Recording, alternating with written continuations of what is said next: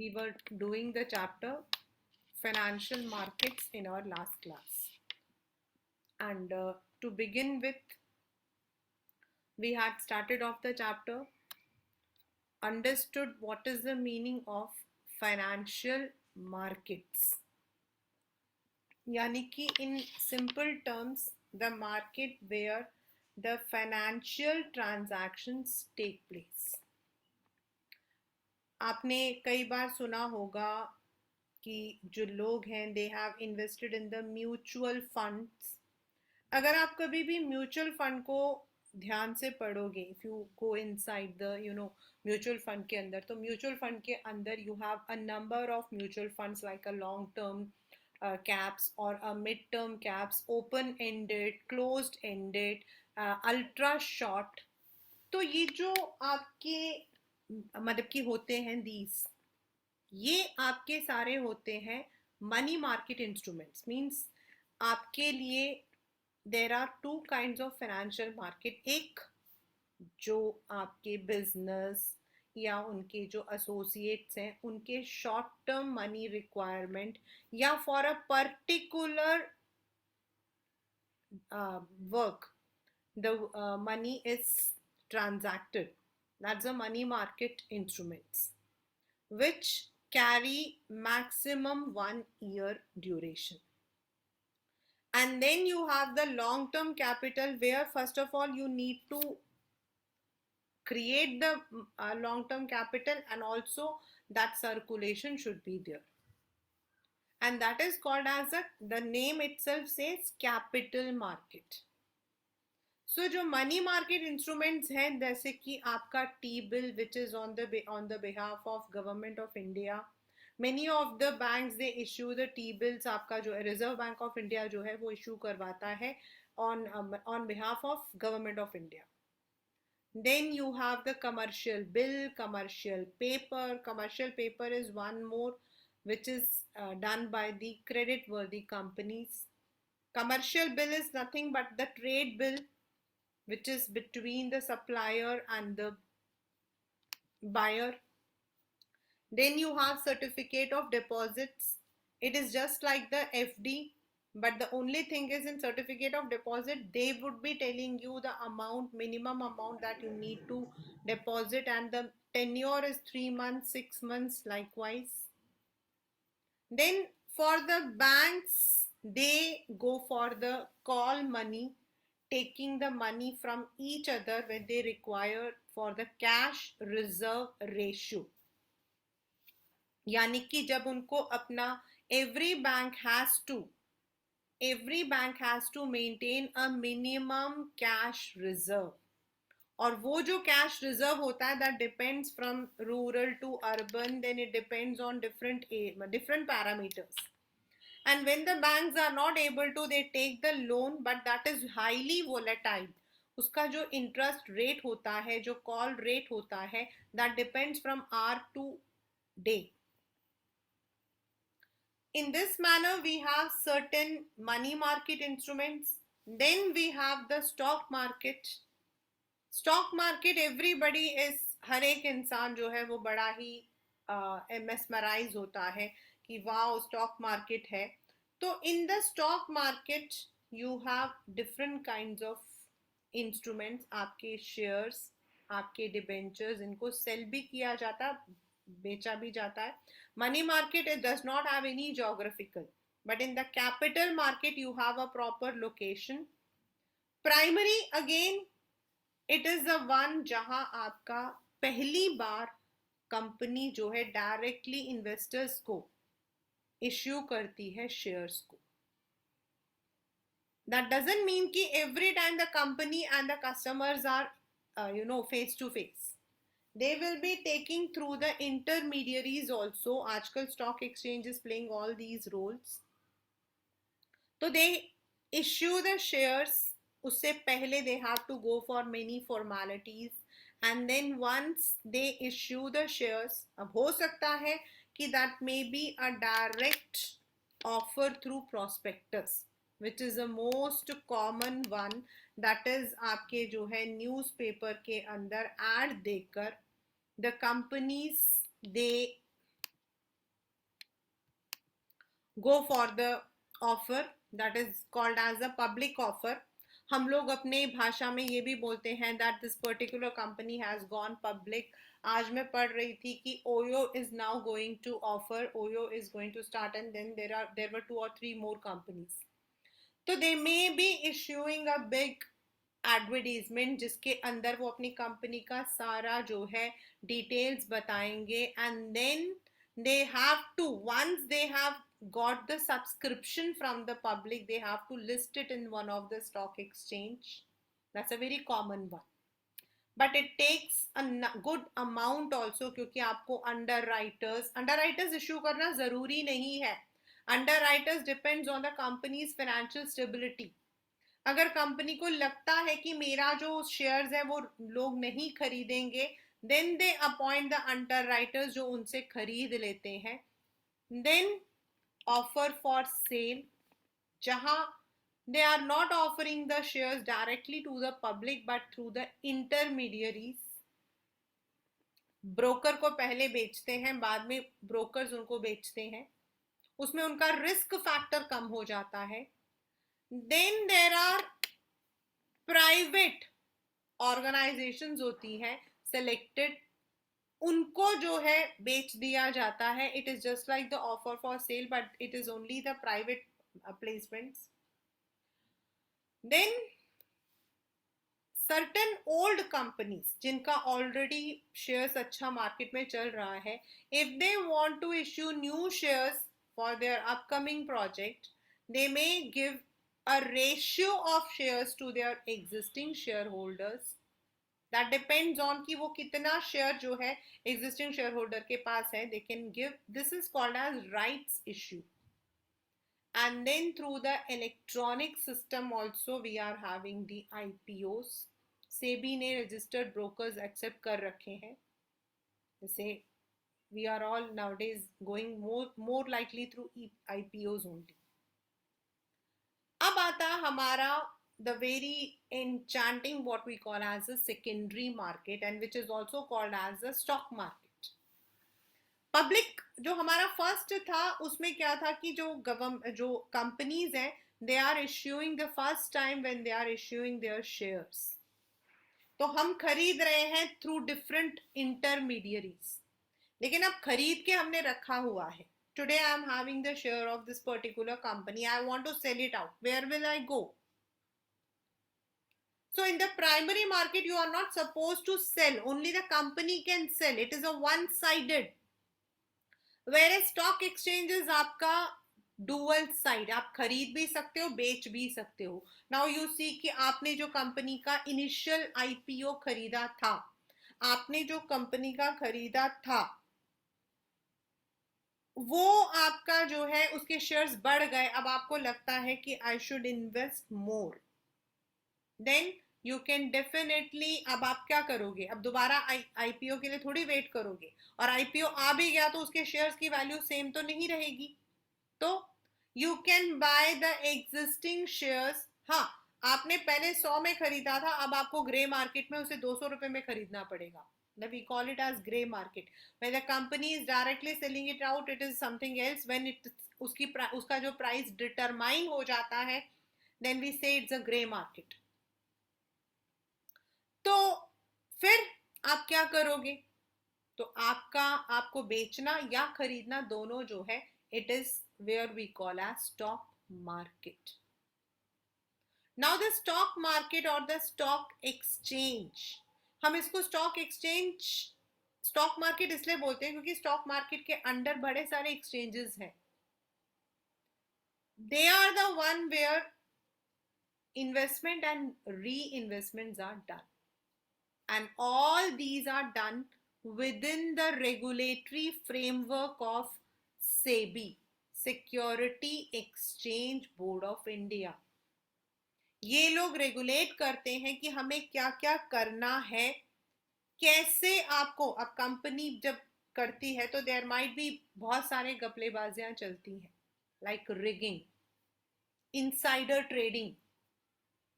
तो ऐसे आपके जो माल प्रैक्टिसेस हैं उनको बचाने के लिए, देन इन्वेस्टर्स कहीं ड्यूप ना हो जाए, उसके लिए कुछ आपके फंक्शंस होते हैं. So they perform many functions and within that framework the stock exchange works.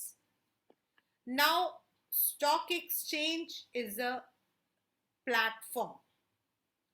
It's an institution. और इंडिया का जो फर्स्ट स्टॉक एक्सचेंज था, that was opened in Bombay.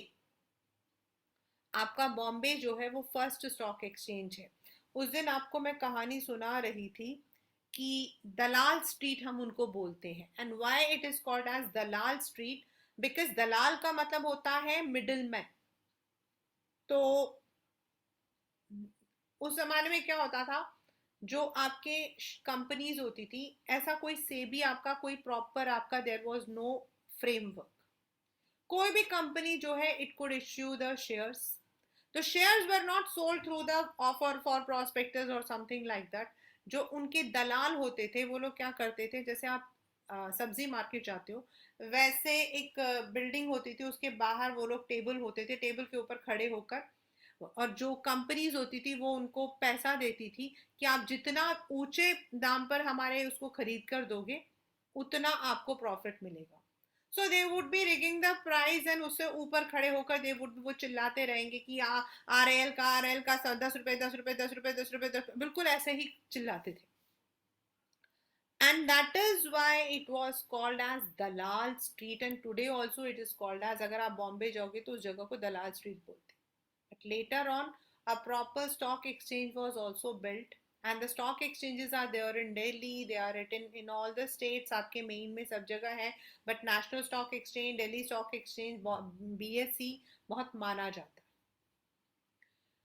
Now 1956 में स्टॉक एक्सचेंज को जो है रेगुलेट किया गया था, जो हेल्प करता है the buyers and sellers in dealing the securities.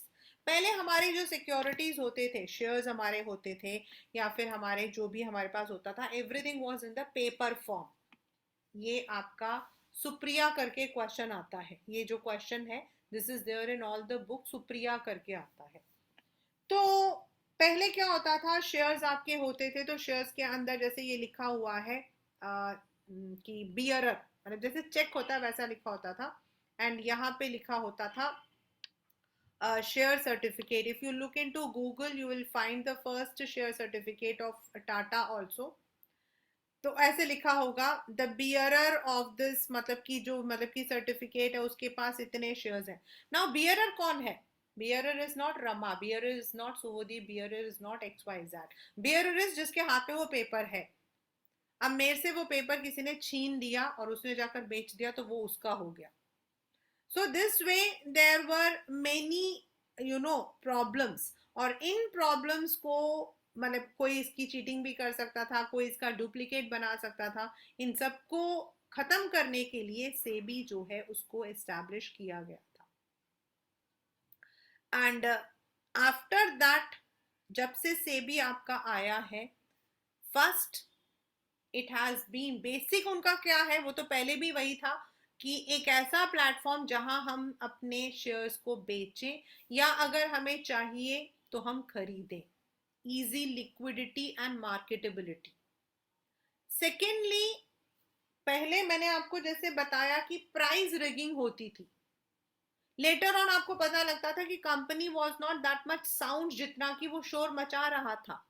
Guru movie देखोगे ना, अगर आप में से कोई अभिषेक बच्चन एंड ऐश्वर्या राय की जो मूवी है गुरु, उसमें थोड़ा सा दिखाया है, because it is actually based on Dhirubhai Ambani, loosely based on Dhirubhai Ambani life. थोड़ा सा कि उन्होंने कैसे अपने आप को किया था. तो क्या होता था कि आपका जो प्राइस है that would be determined only by the दलाल्स. But now there is a theory what we call as demand and supply. वो अलग अलग तरीके से एक कंपनी की वैल्यू करती है, और उससे क्या होता है, जो उस कंपनी का जो प्राइस होता है वो आपका एस्टैब्लिश होता है. इट्स नॉट लाइक कि ठीक है, मतलब it is just like it is like day to day उनका जो है there is a proper evaluation. Then as I said there was a very unfair dealing. जिसके पास जैसा है तो अब सेफ्टी है. अब हम लोग जो है, there are certain rules and regulations like we have to compulsorily provide our PAN card, तो हमारा इंश्योरिटी भी है। जो आपका 1992 में स्कैम हुआ था उसके दौरान कितने लोगों के पैसे जो है that were wasted. And when there is a proper market जहां आपके पूलिंग होती है, आपका जो सेविंग्स है वो चैनलाइज होता है ओवर द पीरियड। अगर आप 56 और 2022 में देखोगे तो the people who are now investing in the shares have increased, तो this is actually the contribution to the economic growth. Equity, equity cut मतलब होता है जब पुराने एंड नए दोनों को ईज आउट करना, means there is an equality between the people, the मतलब कि जो आपके नए शेयर्स हैं, जो आपके शेयर ओनरशिप्स हैं। एंड इस तरीके से क्या होता है कि न्यू शेयर्स को कैसे इश्यू करना है बेटर, तो इससे क्या होता है, there is always an equity spread. Then to some extent speculation, speculation ऐसा नहीं है कि आप बहुत ज्यादा नहीं कर सकते हो, you can not speculate, but to some extent आप स्पेकुलेट कर सकते हो कि इतना इस मतलब कि अगर ये कंपनी का ये है, बिजनेस एनवायरनमेंट ऐसा चल रहा है, तो हो सकता है आने वाले टाइम में इस कंपनी का जो शेयर है उसके यहां तक प्राइजेस जा सकते हैं। पहले तो ये होता था कि सट्टेबाजी होती थी, गैम्बल होता था, but that has been reduced. तो टू मच एक्सटेंट ये सारे जो फंक्शंस हैं that is done by the stock exchange. मतलब स्टॉक एक्सचेंज की वजह से नए शेयर्स को मार्केट में आना, देन आपके मतलब इक्विटी मतलब जो नए शेयर्स हैं उनको इश्यू करना, सेफ्टी आना, ये सब पॉसिबल है। So now if you want to buy a share, ये वाला जो क्वेश्चन है, ये जितने स्टेप्स आपको जैसे दिए ना, आपको ये सारे स्टेप्स लिखने हैं और स्टेप को स्टेप वाइज ही लिखना है। अगर नहीं आपको समझ आता है तो then please go for the alternative question, क्योंकि इस क्वेश्चन का हमेशा ऑप्शन आता है। This question does not come in a single one. It's very easy. मैं पहले आपको वैसे जनरल समझा देती हूँ। आपके पास मतलब कि यू हैव एनी, सबसे पहले तो आपको अपना जो है एक डी मैट अकाउंट बनवाना पड़ता है, सबसे पहला स्टेप। डीमैट का मतलब होता है जो आपके शेयर्स हैं उनको इलेक्ट्रॉनिक फॉर्म में रखना, डीमटीरियलाइज करना, डीमटीरियलाइज करना। As I said, in the early time the shares were kept in the physical form. तो कभी किसी के मतलब कहीं आग लग गई, किसी ने चोरी कर लिया, छीना झपटी हो गई, तो जो फिजिकल शेयर्स होंगे जिसके पास होगा वो उसका माना जाता था। But now to reduce that specific problem आपका डीमेट अकाउंट स्टार्ट हुआ। तो सबसे पहले आपको डीमेट अकाउंट बनाना पड़ता है in any of the depository participant. आपका अपना एक सेविंग्स अकाउंट होगा जो आपके अपने नाम से होगा, प्लस डीमेट अकाउंट में भी आपको जो है कुछ पैसा जमा करना पड़ेगा। Now once you have open your demat account, आप अपने ब्रोकर को, now broker is not sitting over there, ओ भाई तू जरा कर दे, मतलब ऑन द कंप्यूटर स्क्रीन आपका जो है using the computer terminal you are giving the instructions. Now once you have connected to your broker और आपने उस ब्रोकर को, broker might be a company, broker might be an individual, broker might be Rama Raghavan, broker might be a big company. तो आपने वहां पर जो है ऑर्डर कर दिया that I need this much of shares of this company, मतलब आपको 100 शेयर्स खरीदने हैं, लेकिन आपने पिछले 2-3 दिन से आप देख रहे हो कि उस कंपनी के शेयर 90 या 95 रुपीज है। तो आप उस ब्रोकर को इंस्ट्रक्ट करोगे कि मिनिमम 90 मतलब 90 रुपीज और मैक्सिमम आपका जो है 95 से ज्यादा नहीं होना चाहिए, तो मेरे लिए 100 शेयर्स खरीद लेना। Now you have instructed. Once you have instructed, वो जो ब्रोकर है वो अपने कंप्यूटर को स्टॉक एक्सचेंज के कंप्यूटर से टर्मिनल से कनेक्ट कर लेता है, and then he tries to match the order, और जब उसको लगता है कि जिस अमाउंट में आपने बोला था वो उसको ब्लॉक कर देगा कि भाई इसने अब मतलब कि करना है, then what he will do is, next वो आपको बताएगा कि आपका जो है ब्लॉक हो गया है, एंड मतलब कि this much of amount is going to आपको देना है। वंस आपने उसको बोल दिया, इमीडिएटली अब आपको क्या करना है, आपको उसको पेमेंट देनी है। एंड ये जो आपने जिस दिन खरीदा और खरीदने से 2 दिन, जिस दिन आपने खरीदने के लिए बोला, टी ट्रेडिंग प्लस 2 डेज आपका चलता है टू कंप्लीट द साइकिल। यानी कि अगर आज मैंने बोला है Saturday Sundays are off, Tuesday मैंने बोला है, तो बाय थर्सडे मेरे को पेमेंट देनी पड़ेगी, and then the settlement is done, और वो जितने शेयर्स आपने खरीदे हैं वो आपके डीमैट अकाउंट में रिफ्लेक्ट होंगे for the price you have bought. और यही सेम आपका जो प्रोसीजर है, it is for selling also. If you want to sell out your procedure, then the broker को आप बोलोगे, उसने अपना कंप्यूटर स्टॉक एक्सचेंज से रखा होगा, एंड देन जैसे ही उस अमाउंट में आपका आएगा, ही वुड मतलब कि वो बोलेगा कि इतना सेल आउट करना है, इमीडिएटली आपको रिफ्लेक्ट होगा दैट यू हैव ऑर्डर, फिर with in T+2 trading +2 days के अंदर आपके पास पैसा वापस आ जाता।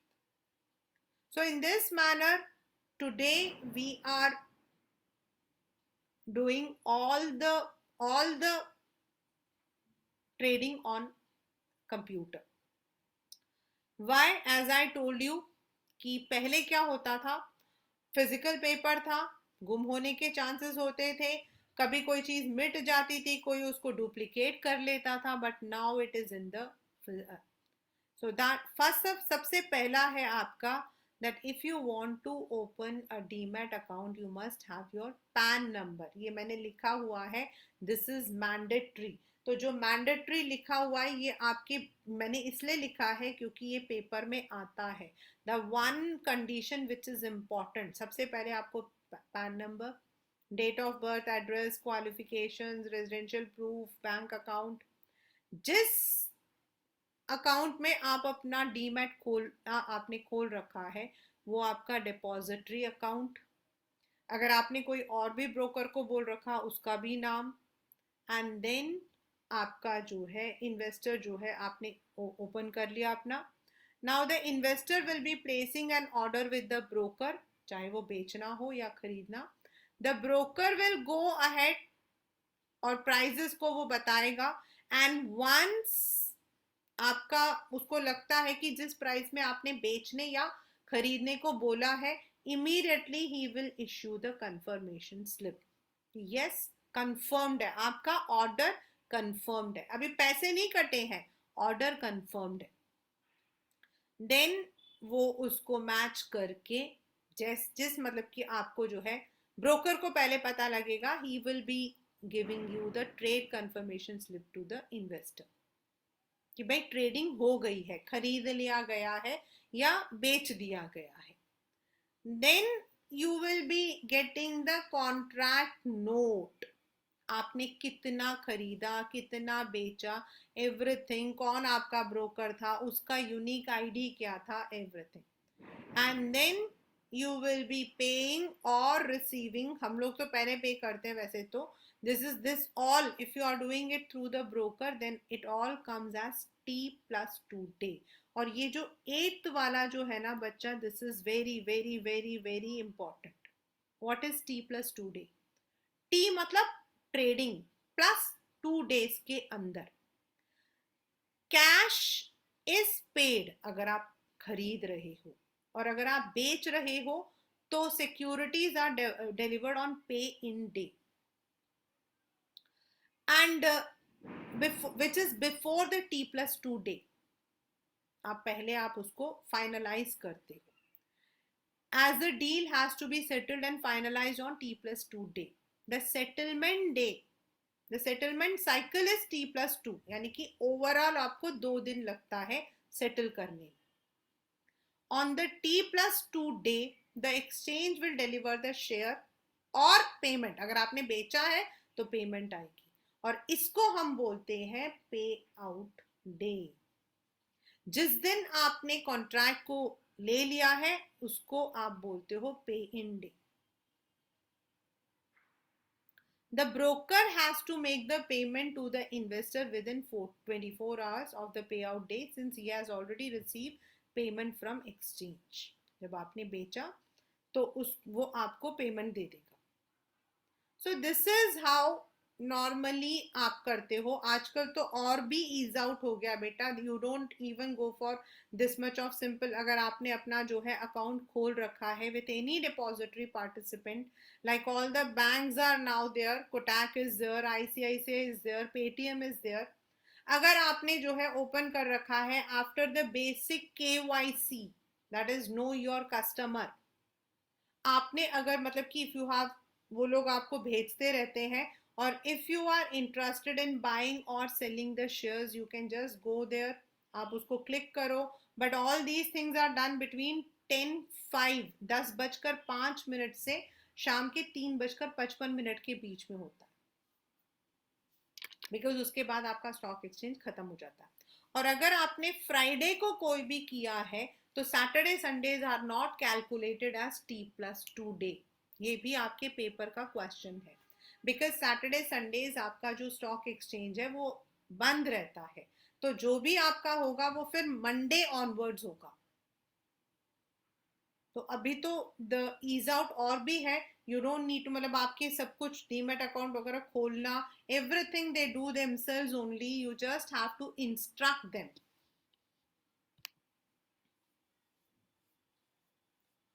You just have to instruct them.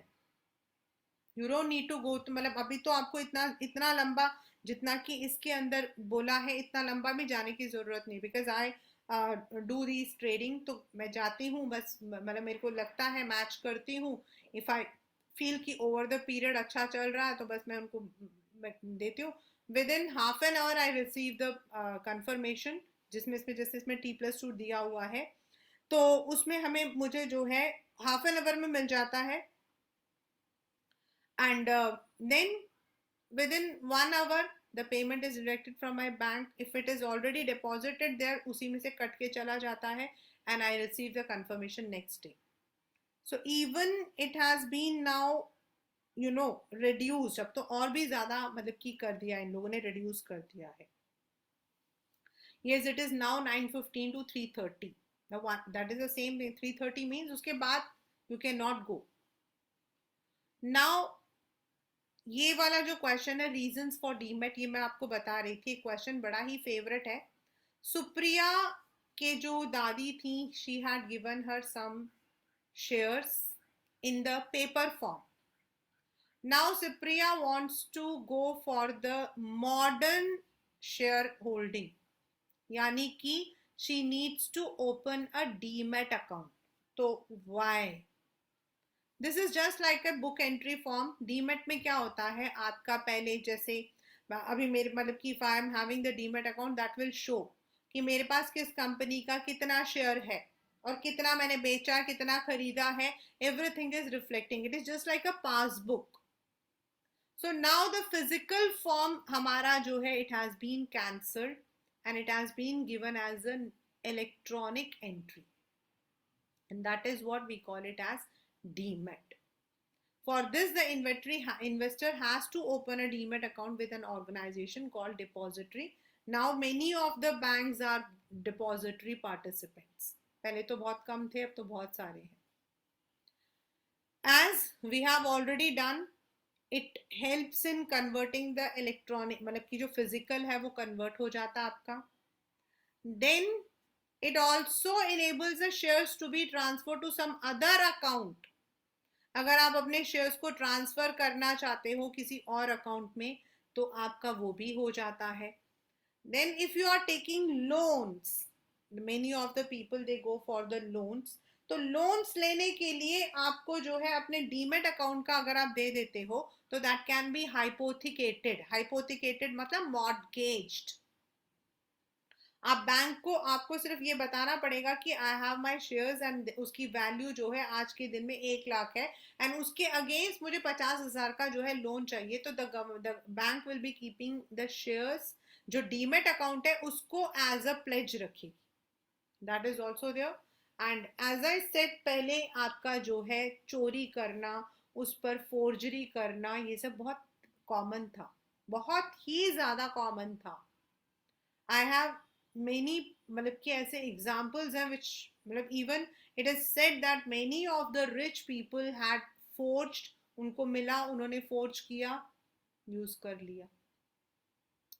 Now what is depository? This is not that much important, but I'm doing it because it's there in NCERT. It is just like the bank. Banks are also depository, and bank के अलावा आपके non bankers भी हैं जो आपके shares को electronic form में रखते हैं. You have national NSDL, that is the national security, जैसे आपके IDBI, UTI. Then you have CDSL, जो बॉम्बे स्टॉक एक्सचेंज ने जिनको प्रमोट किया है. दैट इज आपके financial institutions, clearing corporation, stock brokers, they are all depository participants. Means you can open with anyone. अब you all might have watched the movie Scam 92, and आपने उसमें एक बात देखी थी कि उस वक्त कितना बड़ा स्कैम हुआ था. Many of the people had lost lots of money, lakhs of money, because there was no information. अब अगर आज मुझे एक चीज खरीदनी है, मतलब एक इन्वेस्टर को, I am not talking about a small time investor, I am talking about both. Small time investors like us जो घर में होते हैं, इन द सेंस कि हम लोग सब स्मॉल टाइम इन्वेस्टर्स हैं. We are not investing in crores. And then there are people जो एक कंपनी दूसरी कंपनी को टेक ओवर करती है, बड़े बड़े इन्वेस्टर्स वो भी होते हैं. And many a times because of the malpractices, like if you have watched the movie you must have seen कि उसमें एक बहुत ही prominent सीमेंट फैक्ट्री थी जिसके शेयर्स को जस्ट 300 से 3,000 कर दिए गए थे. But actually the company's worth was not that. और उसकी वजह से क्या हुआ था, many of the people had lost their hard earn money. And then as I told you कि पहले स्टॉक एक्सचेंज का मतलब होता था एक दलाल स्ट्रीट. फिर बाद में क्या हुआ, you have watch that movie और दैट वेब सीरीज आप देखोगे, बाद में क्या हुआ, आपके स्टॉक एक्सचेंज तो होते थे but everything will be there on the LED screens. दलाल का काम स्क्रीन्स करते थे, भीड़ भाड़ होती थी, किसी को नहीं पता होता था ब्रोकर्स कब किसको मतलब कि बढ़ावा दे रहे. और इसी को रोकने के लिए SEBI was established. They wanted that, क्योंकि this particular scam was taken into the parliament. इसको पार्लियामेंट में उठाया गया था कि इन्वेस्टर्स के जो सेविंग्स हैं, सिक्योरिटी मार्केट का जो ग्रोथ है, क्योंकि एक बार अगर किसी चीज का आपका जो है लॉस हुआ तो the loss is also for the country. So this was under the Ministry of Finance through the statutory corporation. उसको जो है आप मतलब कि 1992 में it was given the status. and इसको हमने बोला था Security and Exchange Board of India Act 1992. ये वाले जो 3 फंक्शंस मैंने लिखे हैं, आप इसको जैसा मर्जी समझ के लर्न करना बैठकर. ये वाला जो फंक्शन है, this comes as identify the function perform by the SEBI. तो now as I said that उस टाइम में सेबी से पहले माल प्रैक्टिसेस, रिगिंग का मतलब क्या होता है? प्राइस को एक्सट्रीमली बढ़ा देना। इनसाइडर ट्रेडिंग आज भी होती है, आज भी होती है। Insider trading is a very common practice. Insider trading का मतलब क्या होता है बच्चे? मुझे पता लगा कि मैं एक कंपनी में डायरेक्टर हूं, I am a director in a company, right? Today the meeting took place and I came to know that the company has earned a good amount of profit. Good amount of profit का मतलब क्या हुआ? Goodwill, company का नाम, यानी कि कल सुबह जब it will be published in the newspaper that the company has got this much of profit and it is going to declare a high dividend, तो कंपनी का जो शेयर वैल्यू है वो आसमान को छूना शुरू कर देगा। So what I will do is, before this is published in the newspaper, I would buy the shares. अब मुझे अलाउड नहीं है being the director. What I will do is, मैं एक डमी कंपनी खोल लूंगी। मैं अपने भाई को, बहनों को, मैं किसी भी मतलब कि किसी को भी बोल दूंगी कि तुम जो हो मेरी तरफ से शेयर्स को खरीद लेना, क्योंकि कल इस शेयर के दाम बढ़ेंगे। और जैसे ही मुझे ये बात मतलब कि जैसे ही वो बढ़ जाएंगे, आई सेल इट आउट। और ये इंफॉर्मेशन मुझे कैसे मिली थी? मुझे इनसाइडर से मिली थी। So insider trading, this is a very common practice and even still it is persistent. Then there are misleading information about the company. अब हमें कैसे पता कि कंपनी कैसे काम कर रही है? How do we know? तो इन सब चीजों से बचाने के लिए, and that was the reason कि आपका स्कैम हुआ था। If you have seen that web series और the movie, you must have seen कि एक पर्टिकुलर कंपनी के शेयर्स एकदम उछाल हो गए थे एंड फायदा सिर्फ ब्रोकर को हुआ था और किसी को नहीं हुआ था। तो what they do is, they have 3 different functions, mainly regulatory. The word regulatory का मतलब है रेगुलेट करना। रेगुलेट का मतलब क्या होता है? Putting the terms and conditions. हमेशा याद रखना, रेगुलेशंस हम बोलते हैं ना, rules and regulations. Rules and regulations यानी कि रेगुलेट करना।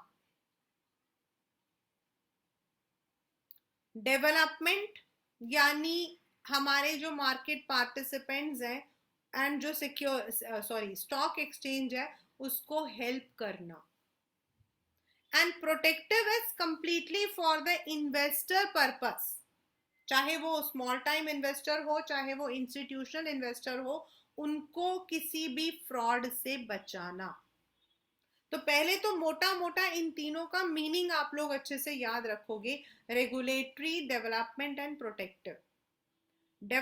रेगुलेटरी इज रेगुलेशंस एस्टैब्लिश करना। कोई भी अब ब्रोकर नहीं बन सकता है। First of all you need to register the broker और सब broker. Then a company cannot start any investment schemes or mutual funds, they have to get it registered. ऐसे बड़े सारे कलेक्टिव इन्वेस्टमेंट स्कीम पहले स्टार्ट होते थे, चिटके start होते थे, फिर लोगों का पैसा लगता था, कंपनी चलती नहीं थी, कंपनी गायब हो जाती थी। So now it is compulsory that if you are starting such investment schemes, then you have to register, you have to give the information. Then if a company is going to issue its stocks, तो जो आपके portfolio exchanges है, यानी कि उस company का पूरा, जिसको हम कहते हैं खुला चिट्टा, under writers, the one who will be, अगर बाय चांस वो कंपनी का शेयर मार्केट में नहीं बिका, तो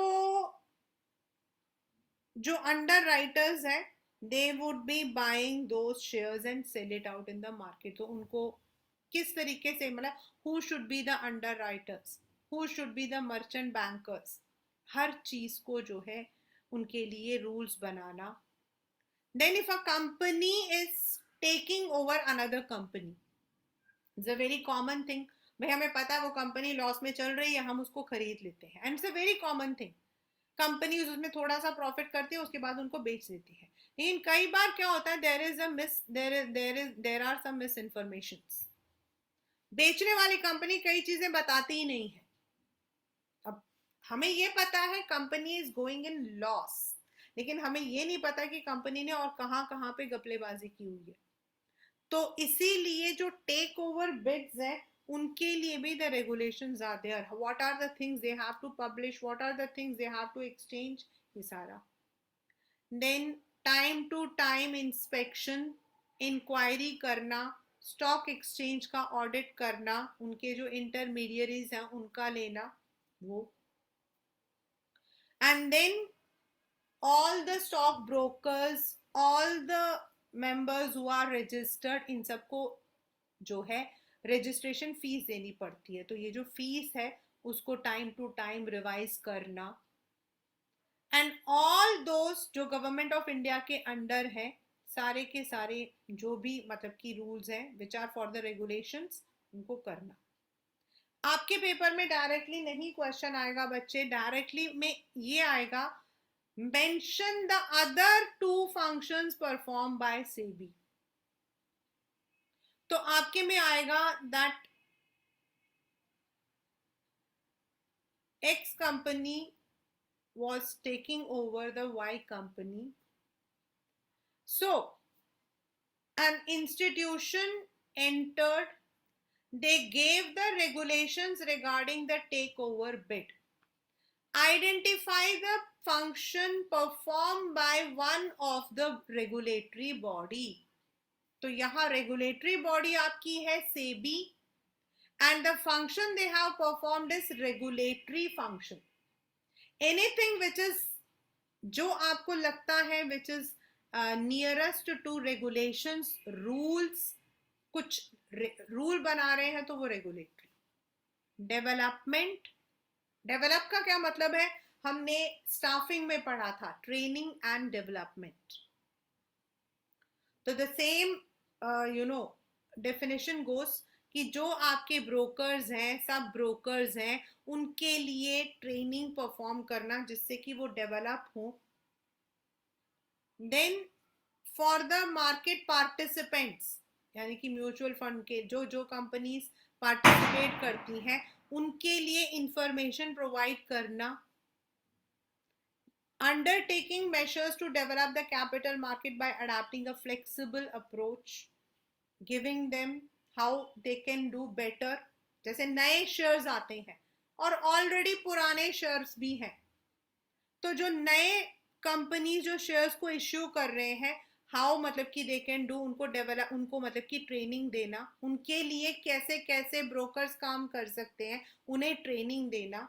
they all come under, anything which is related to training or research will come under development। and protect, बचाना, मास्क, हमने mask क्यों पहना था during Covid, because we wanted to protect ourselves, so this is a mask. कोई भी fraudulent practice, misleading ad मतलब कि statements, price rigging, insider trading जो मैंने आपको अभी बताया था, और अभी अभी recently I don't remember, there was one company, I don't, I think it was Nykaa or some, मतलब ऐसा ही कुछ था जिसकी लेडी मतलब की सीईओ थी, उसके ऊपर इनसाइडर ट्रेडिंग के लिए इम्पोज किया गया था penalty. And this is very common, it's not like very, because जैसे ही कंपनी को पता लगता one or the other are the managing director, so they do it. Undertaking steps for investor protection, उसके लिए अगर आप कभी भी एनएससी या फिर आप स्टॉक उनको पढ़ोगे ना, तो यू विल फाइंड आपके प्रोटेक्शन के लिए they publish many of the newspaper article आते हैं, डोंट शेयर दिस थिंग, आपको प्रोटेक्ट करते हैं, मतलब कि किसी भी उसमें आप इन्वेस्ट करना चाहते हो उससे पहले आप ये चीज़ें देखो। And promoting fair practices and code of conduct, code of conduct does not come under regulation, मतलब सिक्योरिटी मार्केट में what should be the exact code of conduct, how you have to behave, यहाँ behaviour is not the one oral, the one which is with the investors. So these are the important functions, and these functions और आपका जो trading वाला जो आपका step है, these are very very very very important from the capital market. हमारा बहुत important है, मतलब कई बार आया है, Ram went to a restaurant, वहां पर जो वेटर था, he told that he has an extra cash of 10,000 rupees and he wishes to invest in the share market. Ram told him about the different steps, आपको बताना है। इसके ऊपर वो सचिन तेंदुलकर का एक एड भी आता है आपकी न्यूज़ में, पेपर में, कि जो उसका ड्राइवर होता है वो उसे बोल रहा होता है, तो वो कहता है म्यूचुअल फंड सही है। तो certain times they have to give you all the, मतलब तो ये जो सेबी के फंक्शन, सॉरी ऑनलाइन के जो ट्रेडिंग वो है, वो बताना पहले आपको जो है, you have to have the demat account, then you have to register yourself with a broker. Broker आपके डीमेट अकाउंट को यूज करके आपके जो अगर एग्जिस्टिंग शेयर्स हैं तो उन्हें बेचेगा, या आपको खरीदना है तो वो खरीद कर देन वंस, मतलब उसने उसको मिल गया तो वो स्टॉप करके आपको इन्फॉर्म करेगा। Then once you have said yes, आपको कॉन्ट्रैक्ट नोट दे देगा, एंड देन पेमेंट आपका जो है विद इन T+2, यानी कि ट्रेडिंग +2 डेज के अंदर ये पूरा साइकिल आपका कंप्लीट हो जाएगा। That's a maximum time, it's not a minimum time. And ये जो सेबी के जो आपके, मतलब कि व्हाई वाज सेबी एस्टैब्लिश्ड, और उसके जो 3 फंक्शंस हैं, they have been repeatedly in the boards paper. If you see the last 10 years paper, you will definitely find this question, and most of the time when it is the application based, तो उसमें से वो एक करता है, और मोर और less हमेशा जो अप्लाई वाला होता है उसमें पहला ही आता है, दैट इज आपका रेगुलेटरी, और बाकी दोनों को एक्सप्लेन करना आता है। लेकिन इनसाइडर ट्रेडिंग या फिर माल प्रैक्टिस है तो फिर वो आपका लास्ट वाला है, प्रोटेक्टिव। ये कुछ टर्म्स हैं जो हम यूज करते हैं। अगर आपने if you have seen the, अगर आप कभी भी देखोगे तो ये रहा आपका बुल एंड बियर। ये मेरी मतलब ड्राइंग पर मत जाना। Bull, it is red colour होता है तो दौड़ता है, and bearish is when there is something धीरे धीरे। तो बुलिश पीरियड हमारा माना जाता है when the stock exchange is in the higher side, and when the stock exchange is on the lower side, it is called as the bearish period. तो आपके bull, bear, then there is one more term called badla, means वो जो settlement वाला जो हम लोगों ने भी T+2 बोला था ना, वो आपका जो बदला, वो these are 1 or 2 terms which, और उसमें से bull and bear जो है, that has come in the MCQs in the papers also. What are bullish and bearish period, ये आपके पेपर में आया भी हुआ है, मतलब what is bull and what is bear. In the NCERT आपका जो है द बियरिश, सॉरी द बदला वाला जो वर्ड है वो दिया हुआ है। Then open odd lot trading, trading in multiples of 100 stocks, penny stocks, penny मतलब money. There are securities that have no value on the stock exchange but whose trading contributes to speculation, मतलब you can speculate, तो वो। Then as I said, पहले the first stock exchange was set up in 1875 as a native share and stock brokers, और आज हम उसको BSE कहते हैं।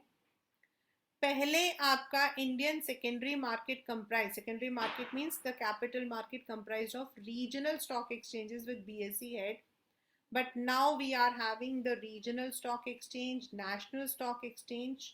ओवर द काउंटर मतलब आप जाओ और आप खरीदो। लास्ट ईयर दिस वाला जो पीरियड था ये पूरा आपका ओमिटेड था, but now everything is added, so that is why I have also added everything. So this is the financial markets, the market where your money is marketable, the market where your securities can be turned into ready cash.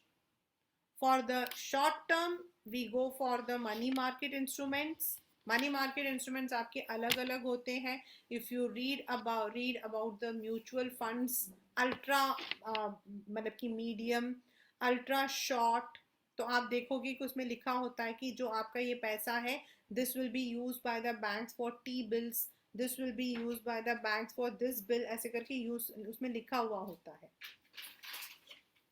मतलब उसमें लिखा हुआ होता है for the ultra fund, मतलब open and होता है जिसको over period, if you have bot if you have bought a mutual fund, तो ओवर अ पीरियड आप उसको जो हो बेच सकते हो.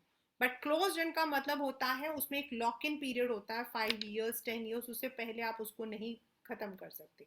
तो उसमें लिखा हुआ होता है open ended fund, close ended fund, ultra fund, medium fund.